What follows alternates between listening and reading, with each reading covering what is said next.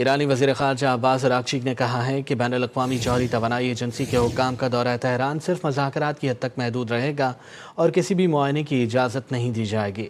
عباس اراغچی نے کہا کہ IAEA کے ساتھ پہلے سے طے شدہ تعاون کی شرائط اب قابل اطلاق نہیں رہیں۔ ایجنسی نے اسرائیلی حملوں کی مذمت مکمل ناکامی دکھائی، جس پر ہمیں شدید تحفظات ہیں۔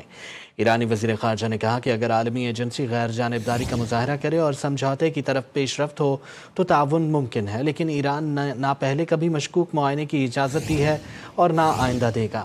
انہوں نے کہا کہ ہم شفاف مذاکرات پر یقین رکھتے ہیں، لیکن اپنی سالمیت اور سیکیورٹی پر کوئی سمجھوتا نہیں کریں گے۔ ایرانی وزیر خارجہ عباس اراغچی نے کہا ہے کہ بین الاقوامی جوہری توانائی ایجنسی کے حکام کا دورہ تہران صرف مذاکرات کی حد تک محدود رہے گا اور کسی بھی معائنے کی اجازت نہیں دی جائے گی۔ عباس اراغچی نے کہا کہ IAEA کے ساتھ پہلے سے طے شدہ تعاون کی شرائط اب قابل اطلاق نہیں رہیں۔ ایجنسی نے اسرائیلی حملوں کی مذمت مکمل ناکامی دکھائی، جس پر ہمیں شدید تحفظات ہیں۔ ایرانی وزیر خارجہ نے کہا کہ اگر عالمی ایجنسی غیر جانبداری کا مظاہرہ کرے اور سمجھوتے کی طرف پیش رفت ہو تو تعاون ممکن ہے، لیکن ایران نہ پہلے کبھی مشکوک معائنے کی اجازت دی ہے اور نہ آئندہ دے گا۔ انہوں نے کہا کہ ہم شفاف مذاکرات پر یقین رکھتے ہیں، لیکن اپنی سالمیت اور سیکیورٹی پر کوئی سمجھوتا نہیں کریں گے۔